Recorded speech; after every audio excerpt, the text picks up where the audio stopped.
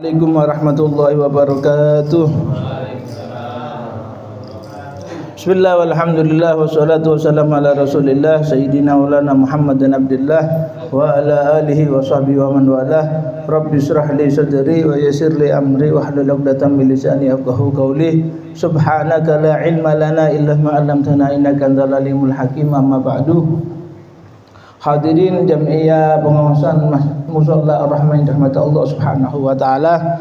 Syukur alhamdulillah di malam hari ini Allah subhanahu wa ta'ala masih mentakdir kita dalam keadaan sehat walafiat, sehingga kita bisa melaksanakan daripada sholat maghrib dengan berjamaah dan diisi antara waktu maghrib dengan isya dengan nuansa ibadah, yaitu mencari ilmu, yang mana kata Al-Imam Syafi'i radhiyallahu anhu, beliau menyatakan bahwasannya tidak ada ibadah yang lebih afdal setelah ibadah yang wajib melebihi daripada ibadah mencari ilmu. Kenapa? Memang kata para ulama, ibadah yang paling afdal itu sholat. Tapi sholat tidak bisa diterima, sholat tidak bisa sah kecuali bila didasari ilmu. Oleh karena itu kata Imam Syafi'i, mencari ilmu itu adalah termasuk ibadah yang paling afdal setelah perintah yang wajib dari Allah Subhanahu wa ta'ala. Hadirin yang dirahmati Allah Subhanahu wa ta'ala, tadi saya sempat nanya, biasanya baca kitab apa? Katanya baca Wasiatul Mustafa ya. Tapi kitabku gak ketemu. Jangan warnane maghrib. Waduh, kata digoleti endi. Akhirnya apa? Saat nemu nih ketepaan, saya punya kitab ini bagus. Nama kitabnya Al-Jawahirun Naqiyah. Ini sebuah kitab, pembahasannya adalah fikih yang bermadhab Imam Syafi'i dari awal sampai akhir. Mulai dari bab ibadah sampai bab terakhir, sama dengan kitab-kitab fikih yang besar yang lainnya. Tapi ini ringkasan dan isinya juga luar biasa. Ditulis oleh Al-Alim Al-Allamah Al-Muhaqqiq Ahmad Ibrahim Al-Banhawi. Ini hidup ada di zaman daripada Al-Habib Hasan bin Abdullah Asy'adiri, seorang wali yang luar biasa. Saya dapat ceritanya itu dari beberapa alumninya yang tua-tua. Al-Habib Hasan Asy'adiri ini kasful jali. Apa kasful jali itu? Tidak bisa ketemu orang. Kalau ketemu orang langsung, banyak orang yang takut ketemu dengan beliau. Kenapa? Karena beliau ketika melihat orang tersebut banyak berbuat dosa langsung dikandani, karena tahu sampean itu dosa ini tobat mumpung durung mati dan lain sebagainya.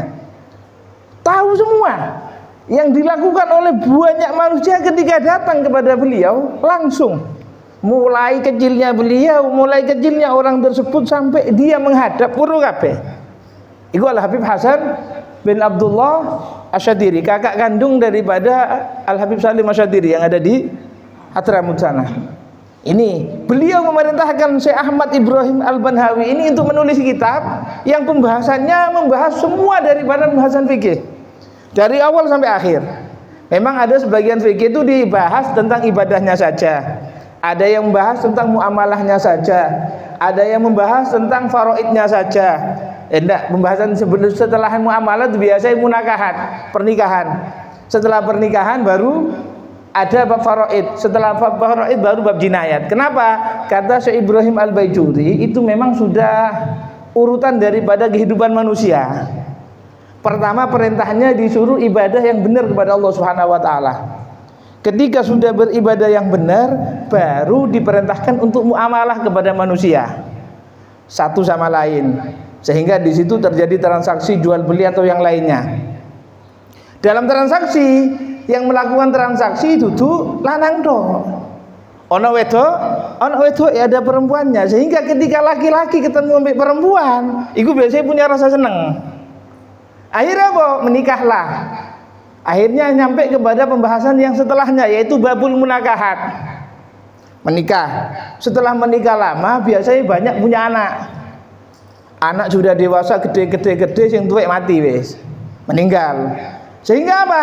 Ketika sudah meninggal orang tuanya, anak harus membagi daripada warisannya. Akhirnya ada di situ urutannya, yaitu babul warosah atau kitabul faraid, bab yang membahas tentang warisan dibagi. Di situ ternyata jenenge menungso, sifat gak cocok itu wis biasa, cuman harus bisa menyikapi. Gak cocok dari diri kita, dari nafsu kita, tetap kita harus mengikuti syariat. Kenapa? Dalam pembagian warisan, laki-laki sama perempuan tidak sama.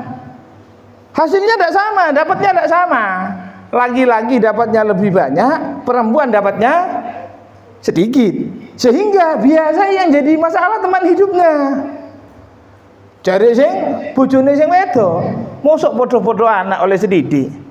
Akhirnya si saudari perempuannya protes kepada saudara laki-lakinya, "Mas, adik, mosok aku oleh sedikit sampean oleh akeh? Kan gak adil." Nah itu. Akhirnya apa? Cekcok. Terjadi percekcokan. Akhirnya apa? Keluarlah pembahasan fikih yang terakhir. Apa? Kitabul jinayat. Bab kriminal. Ya apa kalau orang nanti sampai terjadi pembunuhan, apa hukumnya? Di situ dibahas. Setelah meninggal, apa sing kate dibahas? Wis mari. Perkara kita fikihnya tuh rata-rata bahas ubudiyah, ibadah, muamalah, munakaha, faraid, jinayat. Ada 5 yang urut sudah. Nah, kitab ini semuanya dibahas. Ada pembahasannya kabeh. Mulai dari bab ibadah sampai bab jinayatnya lengkap. Oleh karena itu, guru beliau Al-Habib Hasan Asyadiri sangat meminta kepada Syekh Ahmad bin Ibrahim Al-Banhawi ini untuk menulis kitabnya, sehingga ditulislah kitabnya. Ini saya beli ada di tahun 2006. 2 bulan yang akan datang sudah 2026. Berarti sudah berapa tahun? 20 tahun. Ini saya dengar dulu awal-awal percetakan ini keluar. Sehingga di akhir daripada kitabnya dikasih seperti apa itu? Kotak-kotak itu ya. Penjelasan mengenai tentang ukuran. Kalau dalam bahasa Indonesia kan ada kilometer, ada kilogram. Ada takaran, ada ukuran. Di bahasa Arab itu juga beda banyak. Sehingga ya Pak, orang Indonesia ini kadang kebingungan. Seperti 1 mud itu berapa? Kalau di Indonesia mud, yang ada di Arab, di sini ada dijelas no. 1 mud itu adalah ketika tangan, kalau di kitab-kitab fikihnya tangan, 2 tangan dikumpulkan itu namanya ukurannya 1 mud. Sehingga ulama banyak berbeda pendapat. 1 mud itu berarti apa? Berapa kilo? Ternyata banyak yang menyatakan 6 ons. Sehingga dalam zakat fitrah itu yang dikeluarkan 4 mud. Kalau 4 mud berarti 6 dikali 4. 2 kilo 4 ons. Ini pendapat yang menyatakan 6 ons. Tapi kalau pendapat yang menyatakan 7 lebih, itu berarti kalau zakat fitrah 2,5 kilo lebih. Kalau di kitab Taqriratus Sadidah 2,7 berapa? Sehingga lebih afdolan dibulatkan menjadi 3 kilogram. Sehingga menjelang Ramadan banyak para pembisnis beras di situ sudah apa? Mengeluarkan berasnya dengan dibungkus dan ada tulisannya 3 kilogram. Ini kata sebagian teman, ini saya harus wanti-wanti loh ya. Kenapa? Penjualnya itu tidak menyatakan beratnya 3 kilogram. Tapi berasnya digambari 3 kilogram. Ini kalau gak ditimbang, kok timbangannya kurang, bisa-bisa zakatnya gak sah. Oleh karena itu hati-hati kalau beli. Kecuali punyaan daripada orang yang memang benar-benar ingin memudahkan umat Islam di dalam urusan zakat fitrahnya, sehingga apa? Benar-benar 3 kilogram dijual 3 kilogram, maka zakat fitrahnya akan sah. Kalau kurang, nek 2,5 kilo, pendapat yang menyatakan 2,7 zakatnya gak sah. Tapi kalau mengikuti pendapat yang 2,4, ya berarti saya sah. Yang mana yang kuat? Lah ini kan repot. Tapi di kitabnya jelas. Yang paling kuat itu adalah orang yang tahu betul dengan sejarahnya Nabi. Karena yang dipakai itu bimuddin Nabi SAW, menggunakan emut dari ukurannya Nabi. Siapa yang paling tahu itu? Ya mereka ulama-ulama yang memang beneran di dalam menggali ilmunya Nabi Muhammad SAW. Hadirin dari Allah Subhanahu Wa Taala. Jarak panjang lebar. Kebetulan tak bahas masalah babu sholatil jamaah. Kata bahas liane wis cek sorone rupane. Memang tak buka ke tempat niki babu sholatil jamaah. Itu sak tepake. Karena semuanya tepat kok. Ya, semuanya benar. Babu sholatil jamaah. Bab menjelaskan tentang sholat berjamaah. Sholatul jamaati sunnatun muakkadatun. Sholat jamaah itu adalah hukumnya sunnah muakkadah. Sunnah yang sangat ditekankan. Apa muakkadah itu? Sunnah yang tidak pernah ditinggalkan oleh Nabi Muhammad SAW. Oleh karena itu tidak ada riwayat yang menyatakan Nabi itu sholat 5 waktu sendiri. Tidak ada. Nabi sholat 5 waktu itu semuanya berjamaah. Oleh karena itu sangat dianjurkan oleh para salaf kalau sholat 5 waktu jangan sampai tidak berjamaah. Kenapa? Karena satu, sholatnya sama, pahalanya tidak sama. Kata Nabi Muhammad SAW, beliau menyatakan sholatul jamaati afdalu min sholatil faddi bisab'in wa isrina darajah. Sholat berjamaah itu lebih utama, afdalu itu bukan unggul, tapi lebih unggul.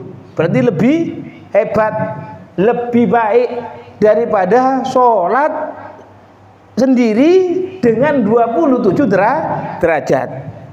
Artinya ya apa? Sholat sendiri ketika sholat itu diterima, pahalanya untuk mesiji. Tapi sholat jamaah ketika diterima, itu sholatnya mendapatkan 27. Bahkan sebagian riwayat menyatakan orang sholat berjamaah itu seperti manusia yang bergotong royong untuk membangun sebuah bangunan. Katakanlah membangun masjid atau membangun musola.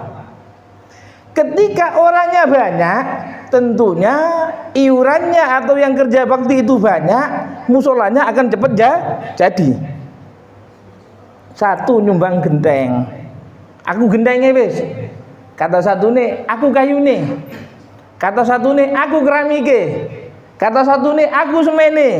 Kata yang lain, aku pasirnya, aku batu batanya, aku koralnya mungkin kalau memang dicor, aku wesine dan lain sebagainya. Terus semuanya dibaca. Aku pakune terus.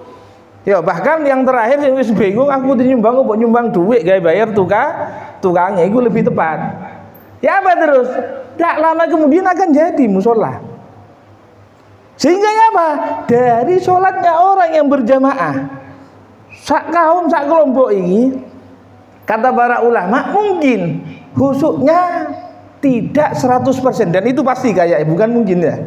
Pasti enggak mungkin 100% khusyuknya. Ada yang khusyuk waktu takbiratul ihram, ada yang khusyuk waktu sujud, ada yang khusyuk waktu baca Fatihah, ada yang khusyuk waktu i'tidal, ada yang khusyuk waktu rukuk dan lain sebagainya.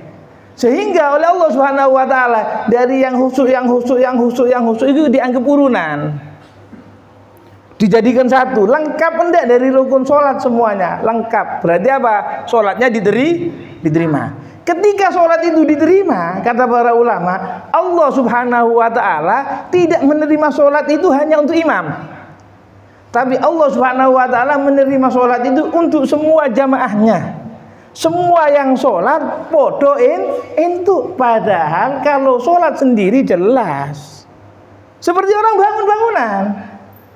Aku duwe genteng, cekelen genteng terus 10 tahun gak dadi musala, Pak. Genteng dong. Ya. Pasire gak ono, kayune gak ono kabeh nyekel genteng dong. Gak dadi apa-apa. Oleh karena itu sama, orang yang sholat berjamaah dengan yang sholat sendiri itu lebih gampang diterima oleh Allah Subhanahu wa taala, dalam artian lebih akan cepat mendapatkan pahala dari Allah Subhanahu wa taala ketika sholatnya dilakukan dengan secara berjamaah. Oleh karena itu kata para ulama, rugi Bahkan Al-Habib Salim Asyadili beliau menyatakan kalau sudah faham, sudah tahu fadilah daripada sholat berjamaah, wis ngerti ganjarannya sholat berjamaah, wis ngerti ganjarannya daripada sholat berjamaah ini lebih banyak daripada sholat sendiri, kok masih dia sholat sendiri? Lantas apa hasil daripada belajar ilmu selama ini? Kalau tidak diamalkan. Oleh karena itu perlu tanamkan minimal sholat di berjamaah. Kalau yang sunnah-sunnah yang lain sudah repot untuk kita kerjakan, minimal sholat berjamaah jangan ditinggalkan. Kenapa? Karena sholat berjamaah itu fadilahnya luar biasa. Hadirin yang dirahmati Allah Subhanahu wa taala, dalam riwayat yang lain wakilah fardu kifayah lirijal. Ada yang menyatakan sholat berjamaah itu hukumnya fardu kifayah. Seperti pendapatnya Imam Nawawi dalam kitab Minhaj. Fardu kifayah, apa kalau fardu kifayah itu? Kalau fardu kifayah itu sak kampung. Kalau gampangannya sak perumahan ini tidak ada yang sholat berjamaah, semua penduduk perumahan dosa kabeh. Tapi kok ada yang berjamaah orang 2, orang 3, orang 4. Kok jadi sholat zuhur lagi ini, masuk agak nemen. Ya, zuhur biasa harus biasa. Ini penyakitnya gue. Kapati ake ya apa terus? Ya gak apa-apa wis. Untuk menjatuhkan kewajiban yang lain. Sehingga sholat berjamaah gak dosa, kok prei kabeh. Kan sing metu Ustaz. Sing adzan sak komate, ya sak imam ini jare ngono. Kono wong maning jare. Ya apa terus? Dosa kabeh. Sak kampung dosa kabeh, sak perumahan dosa kabeh, dosa semua. Kalau tidak ada satu pun yang melakukan sholat berjamaah. Oleh karena itu harus disempatkan untuk melakukan sholat berjamaah, apalagi kalau diniatkan untuk nolong sampean. Kalau mengikuti pendapat yang menyatakan sholat berjamaah itu fardu kifayah, maka ketika kita berangkat dari rumah, ya Allah, aku niat sholat berjamaah ini supaya yang lain tidak dapat dosa. Oleh ganjaran. Apa boleh? Sak kampung lek kalau sing sholat berjamaah dosa kabeh sak kampung. Kalau mengikuti pendapat yang menyatakan itu adalah fardu kifayah. Bagi siapa tadi? Bagi orang laki-laki yang sudah balik, yang berakal, yang bertempat tinggal dan tetap dan tidak mempunyai udzur. Sing lanang kabeh naudzubillah tadi setruk kabeh Ustaz dari sak kampung. Gak ono sing iso kate budal nang musala, gak apa-apa gak dosa. Apa udzur mulai? Ya, karena ada udzur, tidak ada masalah. Cuman kalau udah ada udzur, gak sakit, gak ada apa-apa. Kok gak ono sing melakukan daripada sholat berjamaah, maka semua satu kampung, satu komplek hukumnya kena dosa. Ini kalau sholatnya sholat 5 waktu selain Jumat. Adapun kalau sholat Jumat wajib hukumnya. Mergane sholat Jumat la tuqdha. Sholat Jumat itu tidak bisa diqodoi. Kalau kita ketinggalan sholatul Jum'ah, itu tidak bisa qodok Jumat. Tapi qodoknya harus qodok zuhur. Kenapa? Karena sholat Jumat itu harus berjamaah. Ketika sudah buyar di masjid, wis gak ono wisanan. Ya apa terus? Keturun, set. Rong dino rong bengi gak turu. Turu Jumat isuk tangine isuk maning Sabtu isuk jare ngono. Ya apa terus? Ya wis kodono kabeh salat 5 waktune. Lah gak apa-apa to, Ustaz. Nek turu ya gak apa-apa. Cuman kalau tidur diniatkan menghindar dari sholat, ini yang masalah. Apa kok turu? Cekak sholat aku, ini masalah. Tapi kalau tidur karena ngantuk anjuran. Bahkan dikatakan termasuk di kitab Riyadhus Shalihin dan lain sebagainya. Bagaimana kalau orang itu ngantuk nemen? Sholatnya apa sholatnya? Sholat dhisik apa turu dhisik? Ya dilihat. Kalau zuhur jam 12, asar jam 3, sampai ngantuk jam 12 lebih seperempat, oh tak turu dhisik, engko setengah loro tak tangi. Boleh. Engko setengah loro tangi, wis jam loro tangi. Asarnya jam 3, enggak ada masalah. Tapi kalau yakin, kenapa? Wis mulai mambengi gak turu. Krungu adzan zuhur kate turu. Ya kan ceritane, Pak. Wong wis kurang turu waktune salat. Ya jelas gak bangun. Ya apa terus kata para ulama? Tidurnya orang yang sudah yakin dia tidak akan bangun, tidurnya dosa. Turune dosa. Apa mana gak salate? Turune dosa. Lah ya apa terus? Ya salat dhisik setelah itu tidur gak ada masalah. Tapi kalau dia nunda sholatnya, ditinggal tidur dulu, padahal dia sudah yakin tidak mungkin akan bangun dan tidak ada orang yang bisa membanguni dia. Siapa terus? Tidurnya dosa, tak boleh. Ini kalau sholat Jumat maka wajib untuk berjamaah. Tapi kalau selain sholat Jumat, tadi hukumnya adalah fardu kifayah. Wa hiya min khosa'isi hadil ummah.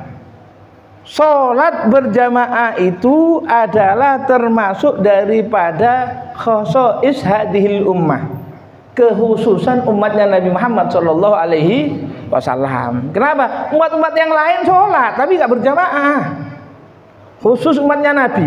Kenapa? Allah sangat cinta kepada Nabi sangat cinta kepada umatnya, maka tidak mungkin Allah akan menyanyiakan yang dicintai oleh kekasihnya. Sehingga ya apa? Senengane Nabi ku ketika umatnya bahagia karena mendapatkan pahala banyak dari Allah Subhanahu wa taala. Sehingga Allah Subhanahu wa taala setiap kali memerintahkan umatnya Nabi mesti amalannya sedikit, pahalanya banyak. Itu sering terjadi. Kenapa? Karena cintanya Allah kepada Nabi Muhammad, sehingga kita umatnya dikatrol, diangkat, ditarik. Karena cintanya Allah kepada Nabi Muhammad, umatnya dikatrol, ditarik. Sehingga apa? Melakukan daripada ibadah yang sedikit mendapatkan pahala yang banyak dari Allah Subhanahu wa taala. Agar apa? Agar Nabi kelak di akhirat bahagia, senang karena melihat umatnya senang. Sehingga ya apa? Allah pun akan ikut bahagia ketika melihat nabinya bahagia. Oleh karena itu, jangan disakiti nabinya. Kenapa? Allah sangat cinta kepada Nabi Muhammad, banyak memberikan pahala yang luar biasa yang tidak bisa didapatkan oleh umat-umat sebelumnya. Sehingga apa dikatakan bi akramir rusli kunna akramal umami. Karena sebab paling mulianya Rasul, maka kita umatnya menjadi paling mulianya umat. Untung jadi umat Nabi Muhammad. Semuanya mudah, untuk mendapatkan pahala gampang. Amalia sedikit, pahala banyak. Dan itu dikasih kepada umatnya Nabi beraneka ragam, banyak. Bahkan sampai-sampai cara bersucinya pun beda dengan umat yang terdahulu. Kalau umatnya Nabi Musa, ketika baju kena najis, gak bisa diumbah. Siapa terus? Contoh, baju kena kotoran, entah kotorannya ayam, kotorannya apa, siapa tuh? Harus dipotong. Karena tidak bisa disucikan. Lele umat Nabi Muhammad harus dipotong, Pak. Lah, ya apa terus? Mergani enggak, umat Nabi Muhammad enggak, dicuci bisa. Sehingga apa? Bajunya pun bisa awet. Bajunya bisa dipakai berkali-kali. Ketika kena najis bisa disucikan. Kalau zaman dulu enggak bisa. Wa awwalu man sholat jama'atan minal basar Rasulullah sallallahu alaihi wasallam. Nah ini manusia yang pertama kali melakukan sholat berjamaah yaitu Nabi Muhammad sallallahu alaihi wasallam. Kapan? Lah, pertama kali memang kalau sebelum Nabi Muhammad sallallahu alaihi wasallam di Isra Mi'rajkan oleh Allah Subhanahu wa taala, itu masih belum ada perintah sholat. Sehingga ibadahnya Nabi Muhammad ketika masuk ke gua itu hanya bertafakur. Sebagian ulama menyatakan bertafakur. Apa? Mendekatkan diri dengan cara mengasingkan dari keramaian manusia. Agar supaya fokus untuk tawajuh menghadap kepada Tuhannya, yaitu Allah Subhanahu wa ta'ala. Ketika sudah di Isra Mi'rajkan, maka perintah daripada sholatnya ada. Namun cerita yang sebelumnya, sebelum Isra Mi'raj itu sholat ono di Masjidil Aqsa dan lain sebagainya, itu hanya cerita. Itu dengan para anbiya yang memang alamnya tidak sama dengan kita.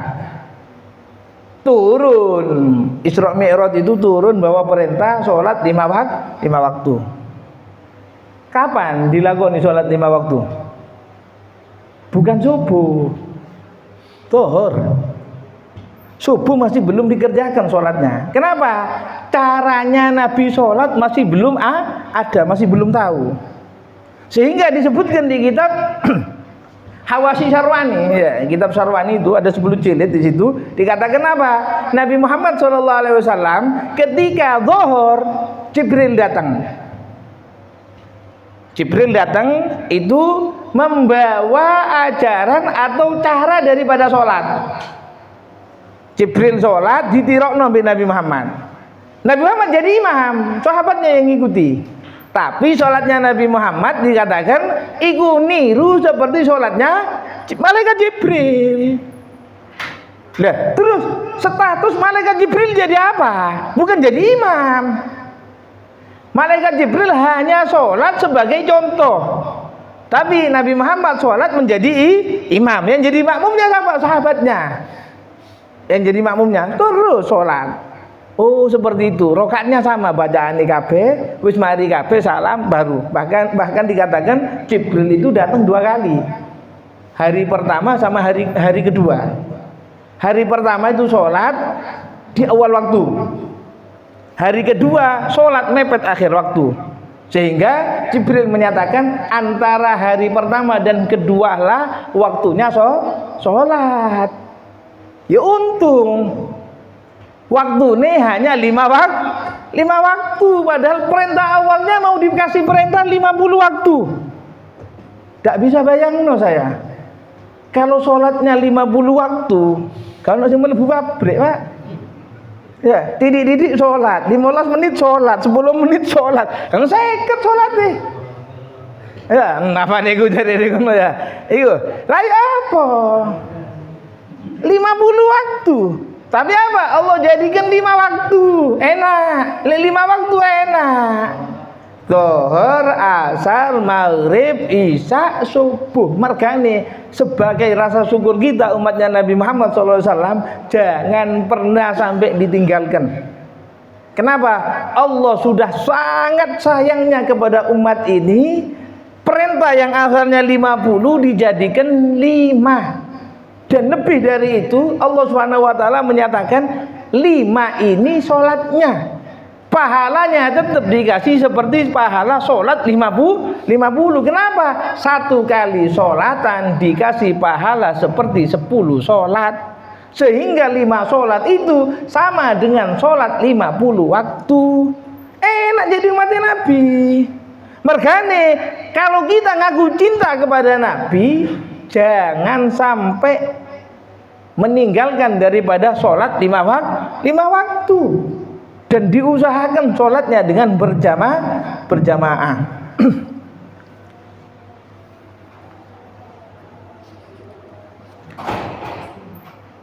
Wahiyya rabtu sholatil makmum bi sholatil imam. Sholat berjamaah itu apa sih? Yaitu menghubungkan sholatnya makmum dengan sholatnya imam. Sehingga makmum yang bijak itu harus menunggu imam. Ojo makmum di si imam, keliru. Innama ju'ilal imamu liyutamma bih, kata para ulama itu. Apa? Imam itu diangkat supaya diikuti. Yang namanya orang ikut tidak boleh mendahului. Melok kondisi itu tuh melok iku jenenge metuwek iku ya. Iku wong melok kok nek diburine. Kan ngono, iki mergane sebagian makmum ndak. Imam durung rukuk wis rukuk dhisik. Imam durung sujud wis sujud dhisik. Apa kok sujud dhisik? Kok rukuk dhisik? Lemot saat imame jare dikon. Sak lemot-lemote imam ku tetep harus imam ada di depan, imam sing disiki baru makmum. Ndak boleh makmum disi imam. Akhir wis dhisik ono. Durung rukuk dirukuki, durung sujud disujudi terus. Ya akhirnya gurung salam disalami buyar batal salat sampean. Ya, imam gurung salam disalami dhisik. Assalamualaikum warahmatullahi wabarakatuh. Assalamualaikum. Gak sah. Bukan gak sah. Salat berjamaahnya lho iku lho ya. Gak sah salatnya, wajib ngulangi iku. Hati-hati. Makanya makmum hati-hati lah ya. Ini banyak yang kadang keliru. Dikira dia batal jamaahnya, bukan batal jamaahnya, batal sholatnya. Sak jamaah. Kalau sudah batal sholatnya sak jamaah. Artinya ya apa?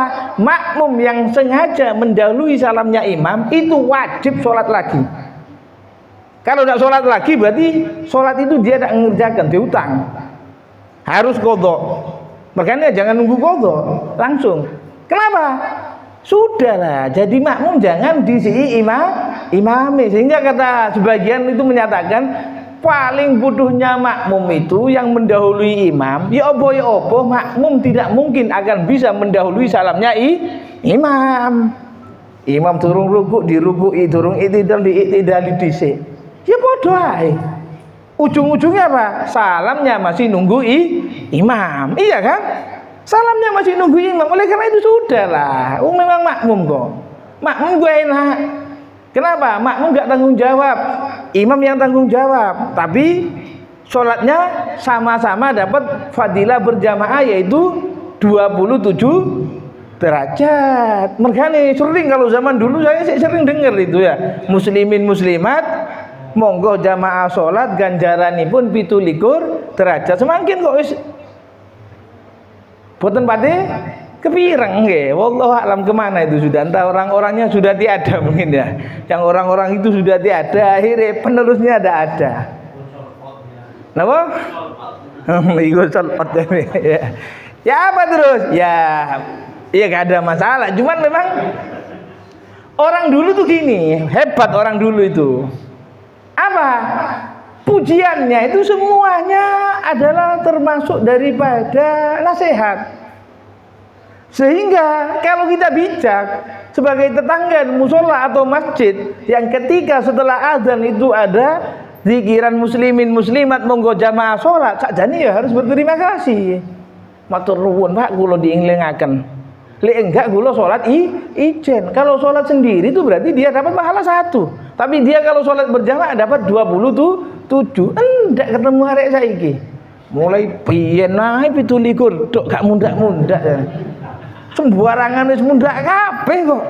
Ganjarane pancet dari ya Allah, iki tahun 2000 lebih ya iso protes. Wis gak ngelagoni merotes saiki Pak. Dan ini memang yang banyak di akhir zaman. Sampai sak pendidikan nih. Banyak sekarang murid yang protes gurunya. Dari zaman dulu ndak. Murid iku napa dirasi gurune. Tapi kalau semakin gurune didebat lah. Dan banyak terjadi seakan-akan itu ilmuwan. Bangga kadang muridnya. Iki murid model koyo apa? Kalau sudah murid berani mendebat gurunya, iki kan etikanya sudah ada. Wis gak bener, kecuali sama guru diminta argumentasi, mana gak ada masalah. Cuma li enggak. Wis mulai. Sehingga ya apa? Banyak sekarang guru gak wani nyeneni muridé. Apa? Ada yang ngelindungi dari anak bodoh. Akhirnya apa? Ya terus terang aja. Akhlaknya anak sekarang sudah tidak sama dengan anak-anak dulu. Kenapa? Karena terlalu dibebaskan. Kalau dulu kan enggak. Bukan cuman ilmu yang didapat, tapi perilaku yang didapat. Dapat contoh, dapat arahan, terus nasihat dan lain sebagainya. Enak kalau dulu. Tapi kalau sekarang wis model goyok di sini dianjurkan wa yusannu al-muhafadzatu ala idraki takbiratul ihram al imam. Dianjurkan dalam sholat berjamaah itu agar supaya bisa mendapatkan takbiratul ihram bersama imam.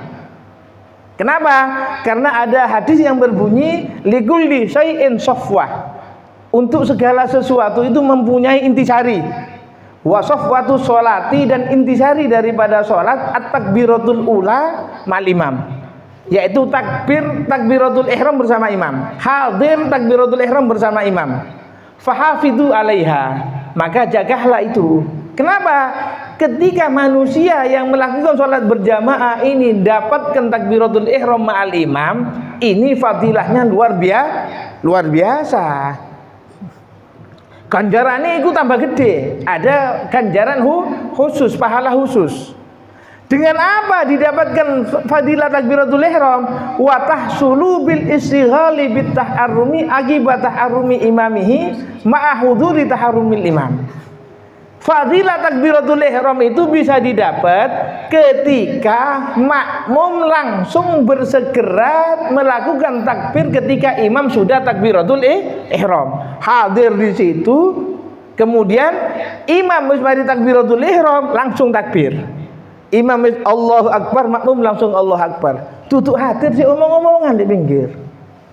Payu biru mang. Ya Allah ya. Wah ini sekali rukuk baru. Allahu Akbar ya Allah. Melu rukuk. Ya bener sampean hadir mang dek gono. Ketika imam takbiratul ihram hadir. Tapi Anda tidak menjadi orang yang langsung takbiratul ihram setelah imam. Maka ketika seperti itu gak langsung. Fadilah takbiratul ihram tidak didapat. Ada satu cerita, cemburu ya. Wes berarti. Iya, tak tambah sedikit cerita terakhir. Ya, sebagai penutup. Dulu, apa nih katanya? Ya, apa mau ceritanya? Ada satu cerita dulu, ada seorang perempuan cantik. Wong wedok ayu. Akhirnya disenangi sama seorang laki-laki. Berarti apa lagi pelajarannya? Mulai biyen wong wedok ayu iku nyeneng. Nah, iki sing ngomong ngono ya, dudu aku lho ya. Ya. Sehingga apa? Ketebaan sing ayu iki bukan cuma ayu tok, solihah, Pak. Perempuan yang ngerti agama. Sehingga orang yang ngerti agama ketika diminta sama laki-laki, ya urusannya dengan agama. Sudah. Ya wis, lek sampean kate jaluk aku ada satu syarat. Kata keluarga si perempuan, karena ini permintaan si perempuan. Permintaan dari anak perempuan yang cantik tadi itu ngomong, "Enggak apa-apa, Pak, diterima, Pak. Tapi satu permintaannya. Saya syaratkan laki-laki tersebut bisa sholat 5 waktu dan mendapatkan takbiratul ihram bersama imam selama 40 hari. Iki syaratnya, lewong biyen. Lek wong saiki landa. Apa syaratnya? Gelange 20 gram, kalunge 20 gram, cincine 10 gram, pas 50 gram nyere di ngono-ngono. Mundur, Pak. Ya. Apa kanker kabeh saiki yo ndek ngono ya. Kalau sing duwe dhuwit jare ngono. Mundur. Ini ndak urusan agama. Sudah. Apa? Oh ya wis, dikira gampang. Sudah. 40 hari tidak boleh putus. Nek 40 dino tok gampang. Tapi kalau 40 hari tidak boleh putus iki rada soro. Masih ustaz saiki rada kerepotan, Pak. Apa maning dudu ustaz jare ngono ya. Sing ustaz ae kerepotan kok. Untuk menjaga 40 hari berturut-turut takbiratul ihram tidak ketinggalan bersama imam. Sudah dilakukan. Dilakoni. Hari kedua, ketiga, ke-20, 30 sampai 38 sing wedok wis ngenteni. Wis kurang 2 dino jare sing wedok. Ya, wis kurang 2 dino, berarti 2 hari lagi calon suamiku akan datang melamarku. Masuk ke 39 sampai 40 gak teko.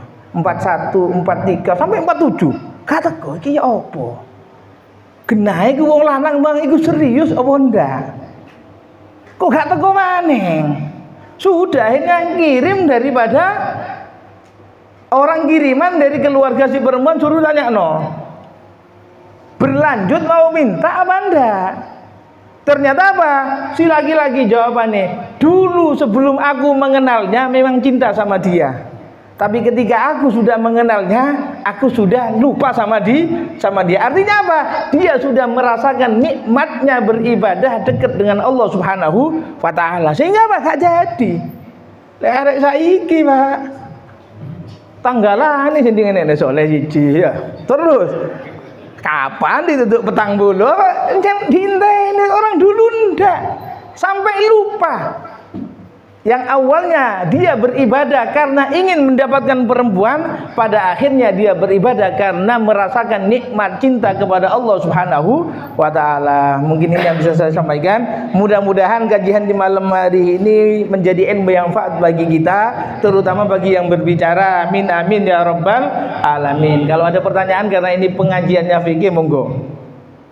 Lek wonten pertanyaan monggo, lek boten wonten langsung ditunggu. Oke, monggo. Niku batasan diarani makmum mendahului imam terus pundi Pak? Napa misale nggih imame sampun Rukuk. tapi dereng sirahe dereng Sujud iku berarti nggih. Sujud. Nggih. Niku makmum pun napa ngrantos terus pundi Pak? Dalam perpindahan antara rukun yang satu ke yang lain itu kan ada bacaan takbir intikal namanya. Ya, Allahu Akbar, mari nekbar, makmum baru bergegas. Ruknya itu sudah terlafadzkan Allahu Akbar, sujud, kan sujud itu baru makmum bergerak untuk sujud. Dan ketika akbar itu iki bathuk wis tutuk nang panggone sujud. Mergane sing takbir jangan dibuat mainan. Allahu Akbar guru sujud, wis akbare mari. Ya gak ada masalah. Masalah salatnya saya sah, cuman yang afdal seperti itu. Sebenarnya panjang lebar itu. Ya sampai masalah salat dan antara makmum dan imam itu sampai saya punya kitabnya khusus itu. Wablul Ghamam fi ahkamil makmum wal imam. Saya ini khusus masalah orang yang menjadi makmum dan menjadi imam. Ngono itu. Mungkin itu yang bisa saya paham ya terus nggih. Oke, pokoknya akbar imam itu sebenarnya ketika akbar sudah ada di posisi lengkap.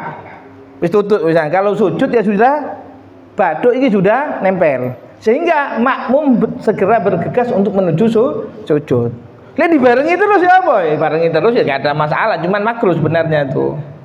Ya. Allahu Akbar bareng terus kayak ya boleh-boleh aja, cuman itu hukumnya makruh. Yang dikhawatirkan kalau makruh dalam berjamaah itu bisa tufawwid fadilatal jamaah iki sing cara.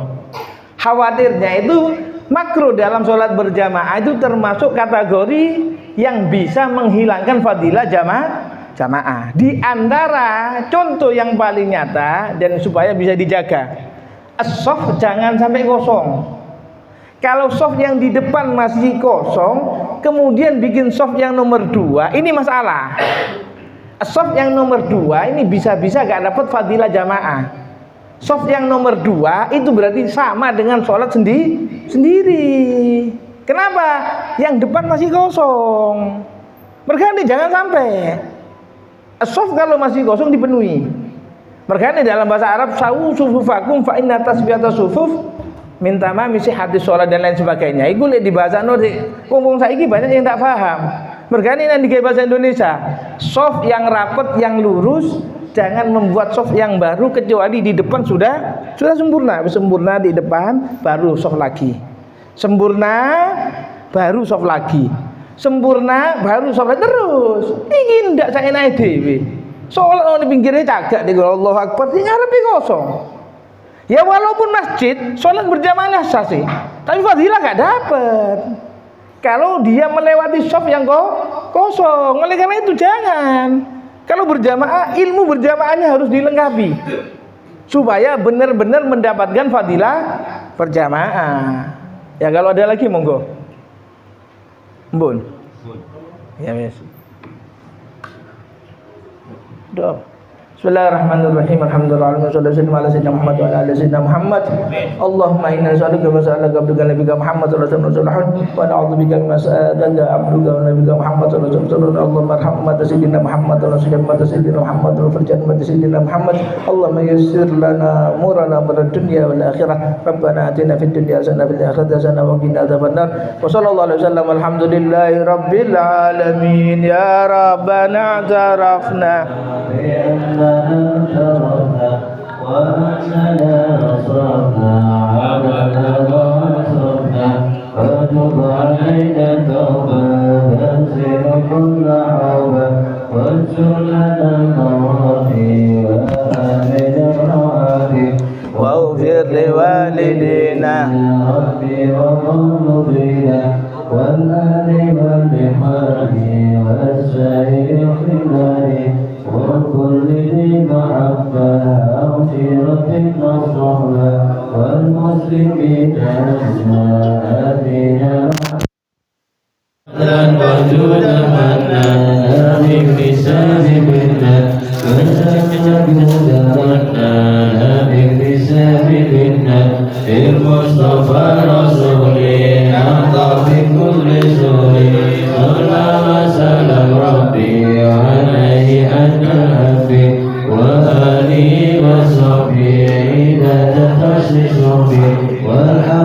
Bismillahirrahmanirrahim.